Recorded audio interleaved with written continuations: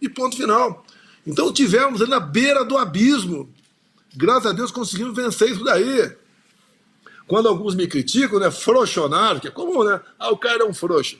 Eu estava lá em 70, nas matas Vado Ribeira, que é de Eldorado Paulista, lá, olhando para onde foi o Lamarca. Nem o pai dele tinha nascido. E o cara está me criticando e esculhambando. Até costumo dizer, né? Eu sei das minhas limitações, eu não sou o cara, tá?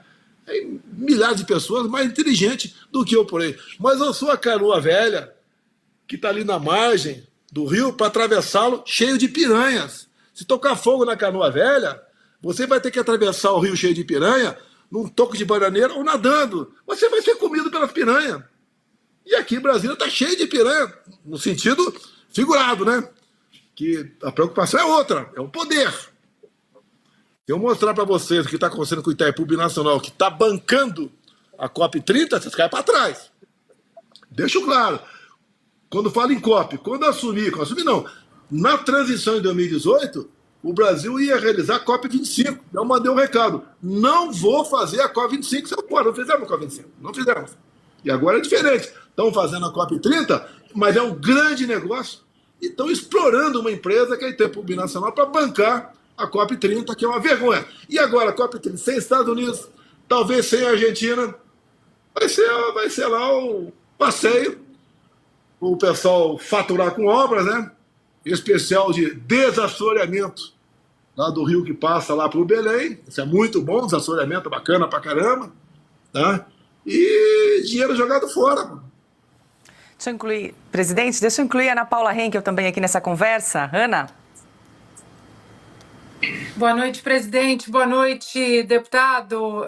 Bom, a produção disse que eu posso fazer uma pergunta para o senhor e uma para o deputado Eduardo. Então, presidente, para o senhor a minha pergunta é a seguinte: o deputado federal Rogério Correia, do PT de Minas, ele afirmou recentemente que o deputado Hugo Motta prometeu ao PT não pautar a anistia dos presos do 8 de janeiro.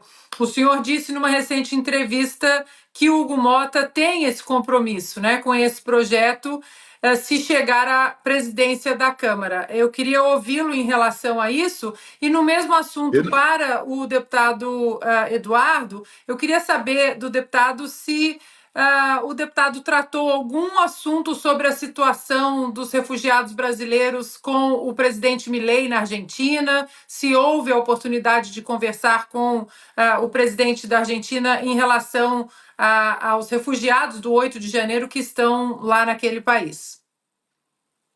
Olha, o compromisso dele comigo é seguir o regimento. Como disse, conseguiu uma urgência, ele bota em votação a urgência.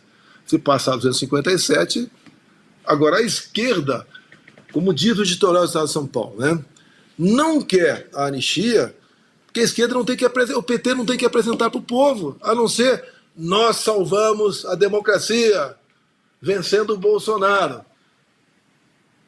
Esse é o discurso deles. Eu não tenho específico com o Hugo Motta é esse ou aquele assunto. Ele sabe o que nós queremos.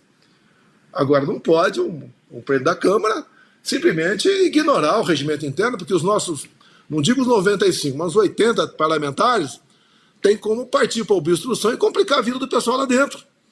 A gente quer deixar que o governo vote suas propostas, né? Agora, eu entendo que mais importante que a própria vida, eu entendo, você pode entender de forma diferente, é a liberdade. Não é justo mulheres, avós, quase bisavós, condenadas por uma coisa que não fizeram. Num julgamento onde o juiz que condenou não ouviu a voz do advogado. Não houve o devido processo legal. Eu repito sempre, se eu, por exemplo, sou tão criminoso assim, sigam o devido processo legal. Que começa que o meu foro não é Brasília. E nem dessas pessoas é aqui. Um inquérito que não teve nem sorteio. O MP lá atrás foi contra isso e continua até hoje. O inquérito que está há 6 anos, que está em aberto. Eu vi na imprensa agora que o advogado Braga Neto pediu acesso à única delação premiada e não foi concedido. Ué, que legítimo direito da defesa é esse? Se o Braga Neto é tão culpado assim, devido ao processo legal. E assim tem que ser. A gente não pode ter esse tipo de julgamento no Brasil. Os advogados foram ignorados. O advogado sempre fala, né? Sem advogado não tem democracia. Parabéns, é verdade, mas o presidente da OAB é um que entende diferente. É por que será? O que move agir dessa maneira? Quais são os seus temores? E eu sempre digo, vocês também devem dizer a mesma coisa, hoje estão pegando a gente. Amanhã vai pegar você que está do outro lado. Ou nós estamos no país democrático ou não estamos. Sempre a historinha, prender Jair Bolsonaro. Prender por quê? Qual é o crime? Vou me relacionar com o 8 de janeiro? Não tem, não estava no Brasil. E achar que o pessoal do 8 de janeiro, ninguém tentou dar golpe ali. Ah, ele planejou um golpe lá atrás. Não existiu planejamento de golpe nenhum. Golpe não se planeja com estado de sítio, como foi acusado lá atrás. Golpe se planeja não é só com o militar. Se planeja com o setor da sociedade. Se for olhar 64, né, falo que foi golpe. Não é, vamos discutir se foi ou não foi golpe 64. Mas até o AB aprovou, apoiou. Toda a imprensa, exceto a última hora. O pessoal do campo concordou porque não queria as suas propriedades, né, sendo confiscadas para a turma lá do Julião, que era o MSC de antigamente. Os empresários, a mesma coisa. A Igreja Católica aderiu com a marcha com Deus pela família. É isso. E aqui teve o quê? Inclusive, né, vocês já falaram muito aí, eu de vez em quando consigo acompanhar vocês, quando sobra um tempo, né? O chefe da BIM recebeu 33 alertas que ia ter problema na esplanada. E depois vem as imagens do Flávio Dino, mais de 100 câmeras. Olha, se o golpe é do Bolsonaro, mostra as imagens. Querem passar o trator? Vamos condenar. Dei 17 para esse pessoal, vou dar 30 para o Bolsonaro. Passar o trator. Olha, o mundo está de olho no Brasil. O americano tem uma coisa que ele preza muito. Direitos humanos de verdade. Uma pessoa que está condenada, presa por ter cometido um crime, você não está atentando contra os direitos humanos. Mas um inocente, cumprindo pena de 17 anos, isso é desumano. O americano zela por isso. E eu tenho certeza que nessa parte, entre outras, né, a gente vai ter aqui os ventos dos Estados Unidos a nosso favor. Bem brevemente, Ana Paula, obrigado pela pergunta. Eu queria só citar aqui um trecho de uma matéria do Metrópolis para iniciar a resposta e ver a gravidade da nossa, entre aspas, democracia, que eu já não considero democracia, né? No Metrópolis tem aqui: ao mesmo tempo, o ministro ressaltou que Eduardo é um dos aliados de Bolsonaro que tem colaborado constantemente com a fuga de investigados pelos atos do 8 de janeiro para a Argentina. Abre aspas para Alexandre de Moraes.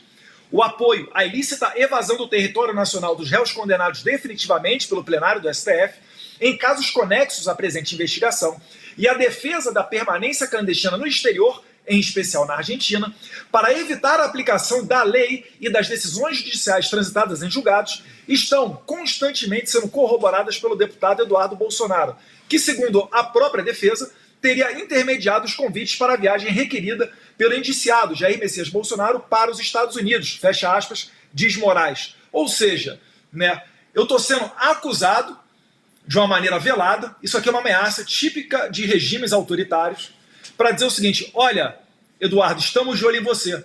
O que você está fazendo está dando margem para a sua própria prisão preventiva, que é a fuga de pessoas condenadas para que não seja aplicada a lei penal. Isso daqui vem no momento depois de Glenn Greenwald, a quem eu devo a minha liberdade, ter feito matérias publicadas na Folha de São Paulo, que ele teve acesso às conversas de WhatsApp de juízes assistentes de Moraes, onde eles falam: o Alexandre mandou pegar o Eduardo Bolsonaro. E na falta do que me condenar, e eu levo isso aí como uma medalha de honra no meu peito, porque se eu fosse um vagabundo, tivesse roubado R$1 do contribuinte, a gente estava pegando 10 anos de cadeia. Mas na falta de encontrar alguma coisa, tentam me colocar na cadeia por eu estar segurando uma bandeira do blog Laderetia Diário, cujo dono do blog é um argentino, careca, que fez lives depois da eleição brasileira criticando o processo eleitoral brasileiro. E aí diriam que ele é antidemocrático e que eu faço parte de uma trama internacional para acabar com a democracia brasileira. Isso dito, eu tenho que medir as minhas